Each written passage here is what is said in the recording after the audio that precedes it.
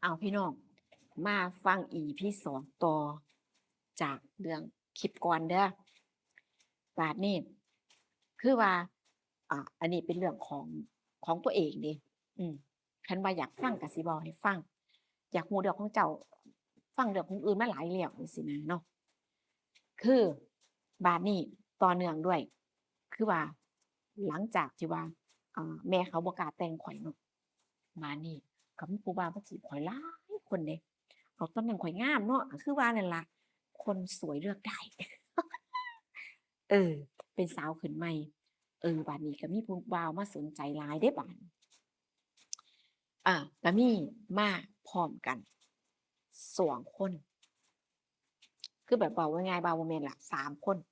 3คนนี่คืออ่าคือมีหนุ่มกรีดยาง2คนแล้วก็มีหนุ่มเฮ็ดงานอย่างอื่นผู้หนึ่งอาก็อยู่คนละที่เดะบาดนี้เพิ่นก็เที่ยวมาเพิ่นก็เที่ยวมาแต่ว่าเขาก็สลับเวลากันเป็นเดะข้อยก็บ่ได้เว้าง่ายๆว่าข้อยบ่ได้ปกปิดเดะข้อยก็บอกว่าข้อยก็คุยกับคนนั้นคนนี้อยู่แต่ว่าคือข้อยตัวข้อยเนาะข้อยบอกว่าคือว่าข้อยบ่ทันได้แต่งงานกับไผเออ คือว่าคันบ่เห็นฝ่ายบ่แขนข้อยคือว่าบ่มีไผเป็นเจ้าข้าวเจ้าของข้อยบ่มีเจ้าของเดี๋ยวข้อยสิคุยกับไผก็ได้ถ้ารับได้ก็คบกันไปอาอ้าวมันแม่นความข้อยเดะแม่นเจ้าแม่นบ่เออก็เจ้าบ่ทันได้มาขอข้อยบ่ทันได้แต่งกันเดะบ่ทันได้มีสถานะกันเดะคือคุยกันซื่อๆสิมาว่าเฮ้ยของข้อยเดะนี่จังซี้บ่ได้เดะบ่ได้ข้อยก็เลยว่าบาดนี้มันก็เลยมีที่มา3คน อาที่คุยแบบว่าเผินๆน่ะก็หลายอยู่ก็สร้างของมันตัวนั้นบ้านนี่อันผู้ที่อยู่เพราะว่ามันเป็นสวนยางแล้วก็เป็นหมู่บ้านเด้บ้านนี้ก็มีผู้ชายอีกคนหนึ่งเป็นเขาเอิ้นเจ้าของถิ่นเจ้าของถิ่นคือว่าคนในหมู่บ้านน่ะนะก็สิเป็นลักษณะแบบว่าหวงปากแหน่จักหน่อยอันนั้นเพิ่นก็มักข้อยคือกันบ้านนี้ก็เขาเป็นคนพื้นที่เนาะ แต่ว่าเราเป็นคนอื่นไปทำงานจังซี้นะเราเป็นคนอื่นทำงานก็ต้องให้เกียรติเขาอิหยังจังซี้นะก็ย้านนำเดะย้านว่าเขาคิดบ่ดีอิหยังจังซี้นะย้านเขาแบบว่าเพราะว่าเขาเป็นวัยรุ่นคือกันจังซี้บัดนี้คันสิรวมกับทำพวกพ่อใหญ่นี่ก็เป็น4คนเดะบาดจ้องอยู่สิเว้าให้ฟังว่าเออตอนเป็นสาวเนาะบัดนี้อ่าผู้อยู่ไกลก็สิมายามเช้าบาดนี้ลางเทื่อก็ยามบ่ายเนี่ย ก็สิเป็นผู้อยู่แบบไกลๆแหน่จังซี้นะผู้อยู่ใกล้ๆก็สิมายามแลงๆแต่ว่าผู้เจ้าของถิ่นผู้ที่4นี่ก็สิมาตลอดอืมแต่ว่าเพิ่นเป็นคนที่มักแบบว่ามักมักดื่มมักกินจังซี้นะแล้วบัดนี้ก็ก็มานั่งคุยกับพ่อผู้นี่แหละกับญาติพี่น้องจังซี้เพราะว่าอยู่หั้นมันมีสวนยางประมาณ100 ไร่100 ไร่บัดนี้มันสิมีอยู่4ครัว 4ครัวสิเป็นพี่น้องกันทั้งหมดหมายถึงว่าเป็นพี่น้องของพ่อจังซี้นะเป็นน้าเอาอาจังซี้ก็สิอยู่นำกันเป็นห้องแถวเฒ่าแก่เขาจัดสรรเป็นห้องแถวไว้ห้องติดๆๆๆกันจังซี้เนาะเออเขาก็มาแบบว่าเลาก็อายุหลายแหน่ตอนนั้นเราอายุประมาณเกือบ40แล้วเดะผู้เจ้าของถิ่นน่ะผู้บ่าวคนที่4เนี่ยบาดนี้เลาก็มาก็สิมาคุยกับพ่อแล้วก็มานั่งคุยกันก็สิมีแบบดื่มกินแล้วก็แบบตั้งวงแล้วก็สิมีก็เฮ็ดกับแกล้มหยังเลาก็สิเป็นคนมักเฮ็ดกับข้าว เออคือหมายถึงว่ามาอยู่เฝ้าตลอดเวลาแต่ว่าเราก็สิบ่คุยแบบทางการแต่เราก็สิแบบเราก็บอกพ่อแม่เราเดะว่าเออเรามักเรามักผู้หญิงคนนี้บาดนี้พ่อแม่เรานั้นบ่กล้ามาขอเพราะว่าเพราะว่าเจ้าของว่าบ่ได้มักเจ้าของว่าเนาะเจ้าของว่ายังน้อยอยู่บ่ทันได้คิดถึงเรื่องแบบแบบเนื้อคู่จังซี้นะบ่คิดจังซี้เราก็เลยว่าไม่เป็นไรเราอะ เราก็ว่าไม่เป็นไรถ้าเกิดยังไงก็บอกน้าได้นะเราอะคือหมายถึงว่าเราพร้อมสิมาขอจังซี้แหมแต่เจ้าของบ่มักลูกเราแต่ว่าก็บ่ได้เว้าไปเดะเขาเอานำก็เว้าจังซี้นะก็คุยกันไปบัดนี้ก็สิเที่ยวผลัดเวลากันจังซี้เดะเช้าเที่ยงแลงแลงเที่ยงเช้าเอาอยู่จังซี้ล่ะเออบัดนี้ก็สิมีอยู่ผู้ชาย2คนที่โฟกัสเนาะที่เจ้าของว่านิสัยเขาโอเคเขานิสัยอายุมากกว่า เขาแต่ละคนเนี่ยอายุอ่าคนคนที่2เนี่ยอายุเกือบ40ปีเดะห่างกับผู้20ปีตอนนั้นผู้ก็ประมาณ10กว่าปีเกือบ18-19เนาะ19ปีบัดนี้ผู้ที่3เนี่ยผู้ที่3นี่บัดนี้ผู้ที่3นี่บัดนี้ก็อายุหลายกว่าเจ้าของเนี่ย5ปีจังซี้นะเจ้าของก็อายุหลายกว่าเขาอายุหลายกว่าเขาบัดนี้บัดนี้คือเขาเที่ยวสลับกันไปสลับกันมาเนาะบัดนี้คนที่3มันเมื่อย คนที่3มันเมื่อยมันใจออกมันใจของมันก็แบบสิแบบเพิ่นก็สิมีผู้สาวใหม่เนี่ยแล้วบัดนี้เพิ่นก็บอกเลิกเนาะก็บอกเลิกไปก็โอเคก็เลิกก็บ่เป็นหยังจังซี้นะก็คือแบบว่าคนเฮามันก็ต้องมีมุมมองที่แบบความคิดเปลี่ยนจังซี้เนาะบาดนี้คนที่2คนที่2คนที่3ยังเด้บาดเพิ่นก็เออคนที่2นี่ก็เที่ยวมาหาซุมื้อเพราะว่าอยู่บ่ไกลกันนี่อยู่กรีดยางอยู่บ่ไกลอืมมาบัดนี้ คันบ่สบายคันหยังจั่งซี้เราก็หายาหาหยังมาให้จังซี้นะเรามาถามว่าไปหาหมอบ่อิหยังก็คือเราก็คิดแค่อย่างดีจังซี้นะเราก็นิสัยดีบัดนี้เจ้าของเดะเจ้าของก็ว่าพ่อใหญ่อันนี้เลาก็มองว่าพ่อใหญ่อันนี้เราโอเคกว่าพ่อใหญ่อันนี้เราโอเคกว่าแล้วเราก็เป็นแบบนิสัยเป็นผู้ใหญ่เป็นสุภาพบุรุษแหมเป็นสุภาพบุรุษแบบเจ้าของก็ว่าโอเคนะได้ๆนิสัยแบบนี้โอเคแล้วบัดนี้ มื้อหนึ่งสิเว้าให้ฟังอันมื้อหนึ่งเลาว่าเลาไปงานวันเกิดไปงานวันเกิดลูกหลานเราน่ะหลานเราแล้วก็มาบอกเดะเลาก็มาบอกเราว่าอ้ายสิไปงานวันเกิดหลานเราว่าสิไปนำบ่เราว่าเราก็ถามนะเจ้าของก็ว่าบ่ไปดอกอ้ายไปซะเพราะว่าเจ้าของก็บ่รู้จักเขาเนาะแล้วมันเป็นงานวันเกิดจังซี้นะก็เราก็ไปยามแลงเจ้าของว่าบ่อ้ายไปซะเออคันซั้นก็อ้ายสิไปผู้เดียวเดะเราว่า ก็คือเรามาบอกจังซี้นะบอกซื่อๆเนี่ยล่ะบ่ว่าเรามาเล่นอยู่แล้วเราก็เว้าถึงนั่นน่ะบาดนี้สิเว้าให้ฟังนี่ล่ะเพิ่นว่าขาดสิบ่แม่นคู่กันมันบ่ได้กันอีหลีเด้ผู้เจ้ามานี่บัดนี้เลาไปกลางคืนน่ะงานมันก็มีการดื่มแม่นบ่มันก็มีการดื่มกันสังสรรค์กันเด้แม่นบ่หมู่เจ้ามานี่เราก็สิแม่นว่าเราดื่มขหลายแล้วแต่ว่าก็บ่ฮู้ว่าเราแอบคุยกันบ่กับผู้หญิงก่อนเราคบหลายคนบ่เจ้าของบ่ฮู้เดะ อาแล้วบัดนี้ก็คือแบบว่าเป็นคนที่แบบว่าบ่ซอกแซกบ่ถามบ่ยุ่งเกี่ยวนะถ้าเกิดว่าคบก็คบจังซี้นะถ้าเขาก็จริงใจก็มาขอมาแต่งจังซี้ก็แล้วไปจังซี้นะก็บ่ได้อิหยังมากมายบัดนี้เราไปงานวันเกิดหลานแล้วนะบัดนี้กลับมายามเช้าน้าของผู้นี่เลาก็ออกไปซื้อของแนวกินแต่เช้าเลาก็ขี่รถสวนทางกันกับผู้บ่าวผู้น่ะเราว่าเห็นผู้หญิงคนหนึ่งซ้อนท้ายออกไป คือว่ากลางคืนนี่พากันมากลางคืนนี่พากันมานอนอ่ามานอนห้องพักแบบสวนยางที่เราอยู่ลักษณะว่าน่าจะบ่ฮู้ว่าเขาอิหยังกันก่อนหน้านี้อยู่ไสล่ะแต่ว่าเขามาต่อกันอยู่ที่ห้องพักที่เราอยู่เออแล้วบัดนี้น้าพู้น่ะยามวันคืนนั้นมันฝนตกแล้วบัดบ่ทำงานบัดนี้น้าพู้น่ะเลาไปซื้อกับข้าวไปซื้อกับข้าวขี่รถสวนผ่านทางเราแนมเห็นอ้าว คือเบิ่งกับแฟนอีหลานสาวกูคือมาแทะทุกผู้หญิงผู้ใดไปแล้วว่าจังซี้นะคือคือเป็นผู้หญิงซ้อนท้ายแล้วอะก็แนมเบิ่งแน่ๆบ่แม่นหลานกูแน่นอนแล้วอะบัดนี้เลาก็มาเลาก็อ้ำๆอึ้งๆเนาะเลาก็อ้ำๆอึ้งๆอันนี้เลาก็ถามว่าหนูยังคบกับผู้ชายคนนั้นบ่จังซี้นะเดี๋ยวเราก็เป็นห่วงนะว่าหนูยังคบกับผู้ชายคนนั้นบ่อาบัดนี้ก็คงว่ายามมื้อแลงเราก็มาหาอยู่เดะเราก็มาหาบัดนี้ ข้ามคืนเสียจ่อยข้ามคืนเสียแหมเออบัดนี้ก็ครบเดะล่ะเลาก็มาหาหนูซุมื้อก็บอกเลาว่าเลาก็มาซุมื้อเดะล่ะ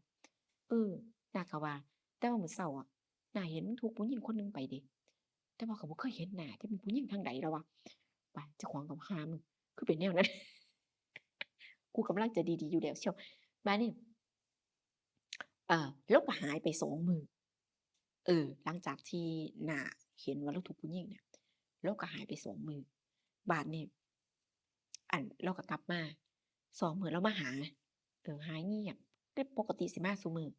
ซื้อขนมมาให้ซื้อของกินมื้อเนี่ยมาให้ตอนเที่ยงเนี่ยเพราะว่าเราสิฮู้เวลาพู้นน่ะพักผ่อนเนาะแล้วก็ตื่นเวลาใดจังซี้เราก็จะซื้อแนวกินมาให้แล้วก็มานั่งคุยกันเล็กๆน้อยๆแล้วก็กลับจังซี้นะคือแบบว่าผู้ใหญ่อะแบบว่าผู้ใหญ่ไปๆมาๆก็แบบว่าค่อนข้างที่จะแบบว่าจั่งใดอะเรียบร้อยนิดหนึ่งอะนะ บัดนี้เรามาหาเนาะ เรามาหาผู้แล้วว่าอ้ายมีเรื่องสิมาบอกเราว่ามื้อนี้อ้ายมีธุระเราว่าจังซี้นะว่าเจ้าของก็ฮู้แล้วในใจเนาะว่าเพราะว่าน้าบอกว่าเราถูกผู้หญิงคนหนึ่งไปก็แสดงว่าเราพาผู้หญิงมาค้างคืนจังซี้นะเจ้าของก็เจ้าของก็บ่ได้ว่าสิเครียดสิโมโหนะก็เฉยๆวันนี้ก็เลยถามว่ามีเรื่องหยังล่ะเราก็ว่าเราว่าอ้ายอันสิแต่งงานเดะเราอะอ่าเจ้าของก็สีหน้าแบบว่าเปลี่ยนสีหน้าแบบตกใจแบบว่าอ้าวคือว่าจั่งซั้นจังซี้นะก็อารมณ์นั้นแบบอ้าวคือจังมาอยู่ดีๆก็คือจังว่ามีแต่เฮาคือว่าแนวนั้นก็คิดในใจนะคิดในใจบัดนี้แต่ว่าอ้ายสิแต่งงานเดะแต่ว่าอันอ้ายมันเป็นความผิดพลาดเราว่าจังซี้เราก็เว้าแบบก้มหน้าแบบตาแดงเดะ ตาแดงคือจังแบบคนแบบสำนึกผิดนะก็แนมเจ้าของก็แนมเบิ่งคือเราว่ามันเกิดความผิดพลาดมื้อนั้นมื้อที่อ้ายมาบอกว่าสิไปเอ่อไปงานวันเกิดอะเราอะอ้ายดื่มเมาบัดนี้ซัวคักอ้ายดื่มเมาแล้วแล้วผู้สาวเอาไปนอนผู้เจ้าข้อยสิหัวหรือข้อยสิไห้ดีนะณตอนนั้นข้อยก็แบบข้อยก็นั่งฟังข้อยก็นั่งฟังนิ่งๆข้อยฟังว่า มันจริงบ่ผู้ชายนี่ผู้ชายเดะเมาแล้วแบบผู้หญิงเอาไปนอนนำน่ะแหมเขาอุ้มเจ้าไปติก็คิดในใจแต่ว่าบ่ได้โต้เลาหรอกบ่ได้โต้เว้าก็ฟังนะเป็นผู้ฟังที่ดีว่าเขามีปัญหาไงก็เราว่าอ้ายอ้ายผิดพลาดเราว่าบัดนี้อั่นก็บ่ฮู้โตวว่าอิหยังจั่งใดจั่งเข้าไปนอนนำเขาเราว่าบัดนี้ก็เลยก็เลยต้องรับผิดชอบเราว่าจังซี้นะ เพราะว่าคือแบบว่าเขาก็เป็นผู้หญิงตัวคนเดียวแบบว่าพ่อแม่ผู้หญิงน่ะเราบอกให้ฟังเดะพ่อแม่ผู้หญิงน่ะคือแบบว่า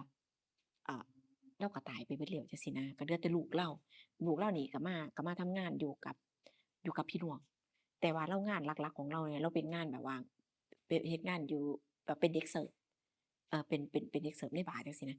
บัดนี้ในงานวันเกิดน่ะเราก็เลยมางานวันเกิดนำกันแบบเป็นงานของลูกๆหลานๆจังซี้นะ บาดนี้พาดจั่งใดบัดนี้เอากันไปนอนเจ้าบาดนี้อ้าวบาดนี้เลาว่าก็อ้ายก็เลยบ่ฮู้ว่าสิเฮ็ดจั่งใดเลาว่าจังซี้นะเรามาขอโทษเดะเราก็มาขอโทษแล้วก็แบบตาแดงคือความรู้สึกของลูกผู้ชายนะว่าต้องรับผิดชอบเดะข้อยต้องรับผิดชอบเขาจังซี้นะ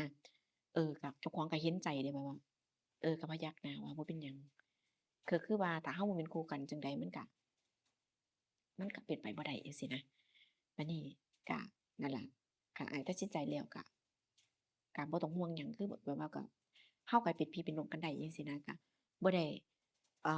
บ่ได้เครียดได้แค้นอิหยังดอกก็คือว่าเฮาก็คือหมายถึงว่าจากกันด้วยดีจังซี้เนาะก็คือเห็นใจเราเดะแบบว่าเจ้าของมีความรู้สึกว่าบ่เสียใจแล้วก็บ่เครียดว่าว้ามึงนอกใจกูนี่จะบ่นะเพราะว่า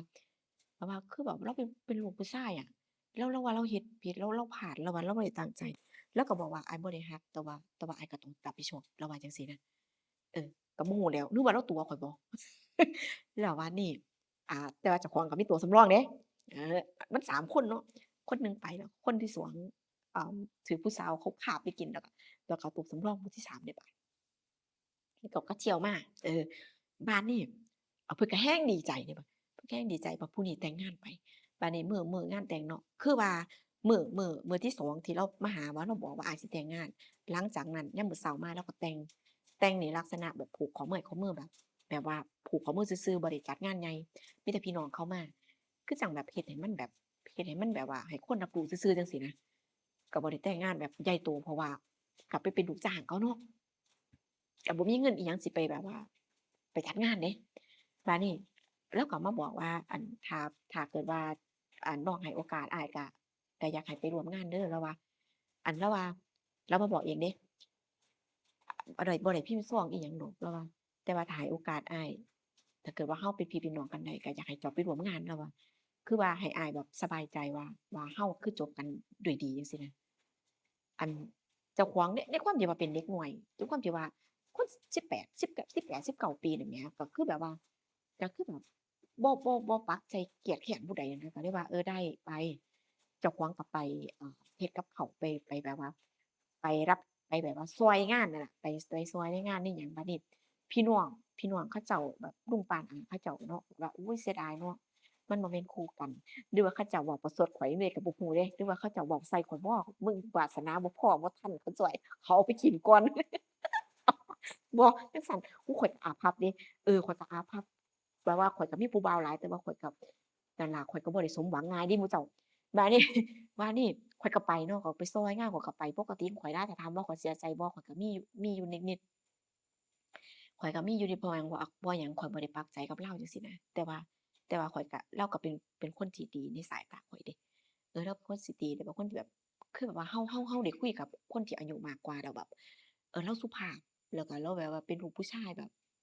ยิ่งแบบว่าเลาว่าอ้ายต้องรับผิดชอบเขาซึ่งอ้ายบ่ได้รักเขาแต่ว่าอ้ายต้องรับผิดชอบก็คือได้มาขอโทษซื่อๆเจ้าของรู้สึกว่าโอ๊ยเลาก็เป็นคนดีนะแบบว่าเฮาก็คนสิเห็นใจจังซี้แหมก็เลยไปร่วมงานนั่นล่ะพี่น้องก็สิเว้าให้ฟัง ชีวิตข่อยชีวิตข่อยนั่นล่ะแต่ว่าคลิปนี้มันยาวแล้วสิเว้าต่อถึงคนที่3ว่าสิมีจุดจบจั่งใด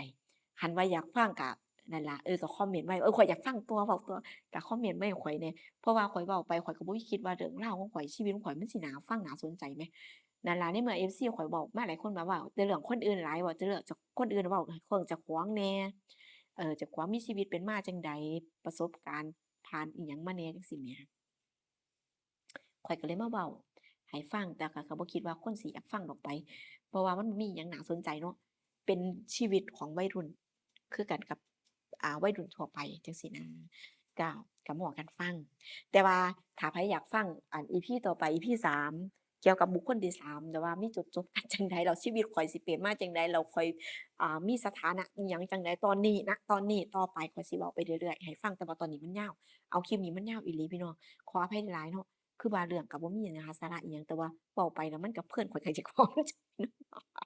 เว้าให้ฟังเจอกันคลิปหน้าเจอกัน EP 3นะคะสวัสดีค่ะ